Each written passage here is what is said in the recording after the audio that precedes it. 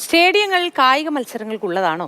ചോദ്യം കൊല്ലം കോർപ്പറേഷനാണെങ്കിൽ അല്ല, ഉദ്ഘാടനങ്ങൾ നടത്തി വമ്പ് കാട്ടാനുള്ളതാണ് എന്നും മറുപടി വരും. കാട് മൂടിക്കിടക്കുന്ന കൊല്ലം ലാൽ ബഹദൂർ ശാസ്ത്രി സ്റ്റേഡിയത്തിന്റെ പവലിയൻ ദിവസങ്ങൾക്ക് മുൻപാണ് ഉദ്ഘാടനം ചെയ്തത്. ഇപ്പോൾ ആ പവലിയന്റെയും സ്റ്റേഡിയത്തിന്റെയും അവസ്ഥ കണ്ടാൽ മൂക്കത്ത് വിരൽ വെച്ചു പോകും.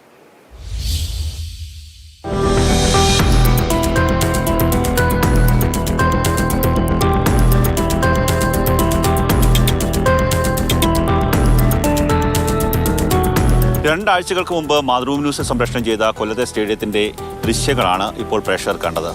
രണ്ടാഴ്ചയ്ക്കിപ്പുറം എന്താണ് ഈ സ്റ്റേഡിയത്തിന്റെ അവസ്ഥ? എന്തെങ്കിലും മാറ്റം ഉണ്ടായോ? ഒന്ന് അന്വേഷിക്കാം.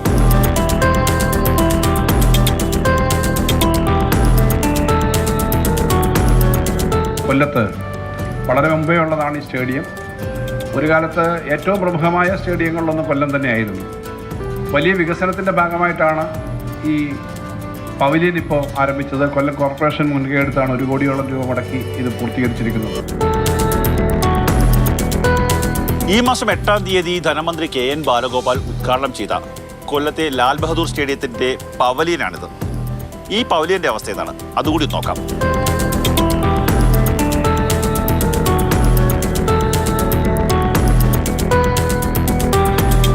ഈ മാസം 8-ാം തീയതി ഉദ്ഘാടനം ചെയ്ത പവലിയന്റെ അവസ്ഥയാണിത്. ആ ഭാഗത്ത് നിന്ന് നിർമ്മാണം ആരംഭിച്ചു. പക്ഷേ ഈ ഭാഗത്ത് ഈ തൂണൽ കൊണ്ടുവന്ന് ഈ പൈപ്പ് ബന്ധിപ്പിക്കാൻ സാധിച്ചിട്ടില്ല.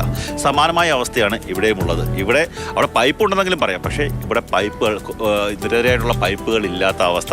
ഏതെങ്കിലും ഒരു വിദ്യാർത്ഥി ഇവിടേക്ക് വന്നു കഴിഞ്ഞാൽ മറി താഴെ പോകും, യാതൊരു തർക്കവുമില്ല.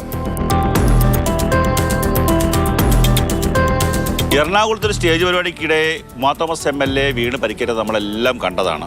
അതിന് സമാനമായ അവസ്ഥ ഈ പവലിലെത്തുന്നവർക്കും ഉണ്ടാകാൻ സാധ്യതയുണ്ട്. കാര്യം പലയിടങ്ങളിലും ഈ കമ്പിയില്ലാത്ത ഒരവസ്ഥയാണ്. കാല് തെന്നിയാൽ താഴേക്ക് വീഴും. പക്ഷേ കോർപ്പറേഷൻ്റെ ഒരു കരുതൽ പറയാതിരിക്കാൻ നിർവാഹമില്ല. ഒരു കയർ ഉപയോഗിച്ച്, ഒരു കേബിൾ ഉപയോഗിച്ചൊക്കെ തന്നെ അവിടെ ആൾക്കാരെ രക്ഷിക്കാൻ വേണ്ടിയുള്ള രക്ഷാകവചം ഒരുക്കിയിട്ടുണ്ട്.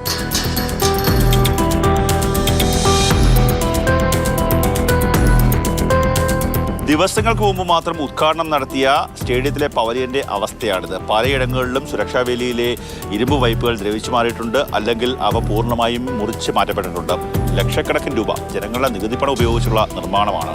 ഇനി ഒരു മേൽക്കൂരയുണ്ട്. ആ മേൽക്കൂരയുടെ അവസ്ഥ മഴക്കാലമായാലേ അറിയാൻ സാധിക്കുകയുള്ളൂ, ചോരുമോ ഇല്ലയോ എന്ന്. സ്റ്റേഡിയത്തിൽ കാണികൾക്ക് ഇരിക്കാനുള്ള ഇരിപ്പിടമാണ്. പക്ഷേ ഇരിപ്പിടത്തിന് തൊട്ടു മുന്നിൽ കാട് പിടിച്ച് കിടക്കുകയാണ്. പാമ്പോ മറ്റേതെങ്കിലും ക്ഷുദ്രജീവികളുണ്ടോ എന്ന് അറിയില്ല. അവരോട്ടിറങ്ങിയാൽ ചിലപ്പോൾ അങ്ങനെയുള്ള പാമ്പിൻ്റെയോ ക്ഷുദ്രജീവികളുടെയോ കടിയിൽപ്പെടുന്നൊരവസ്ഥയിലേക്ക് കൈതാരങ്ങൾ പോകും. കാടും മേടും പാമ്പും നിറഞ്ഞ സ്റ്റേഡിയം. കാട് കുറച്ചുകൂടി വളർന്നു എന്നൊഴിച്ചാൽ മറ്റൊരു മാറ്റവും ഈ സ്റ്റേഡിയത്തിൽ ഉണ്ടായിട്ടില്ല.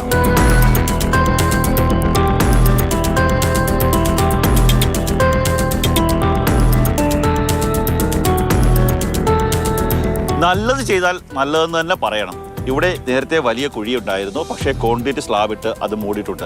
2 ആഴ്ചയ്ക്കിടെ ഉണ്ടായ ഏക മാറ്റം ഇത് മാത്രമാണ്. സ്റ്റേഡിയത്തിന്റെ ശോച്യാവസ്ഥയെക്കുറിച്ച് കൊല്ലത്തെ മുൻ മേയർ ശ്രീമതി പ്രസന്ന ഏണസ്റ്റിനോട് സംസാരിച്ചിരുന്നു.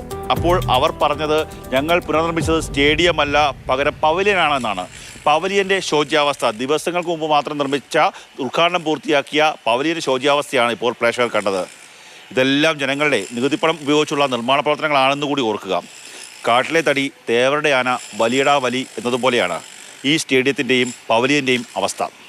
ക്യാമറമാൻ ഷാനോസ് പരീതിനൊപ്പം കണ്ണൻ നായർ, മാതൃഭൂമി ന്യൂസ്, കൊല്ലം.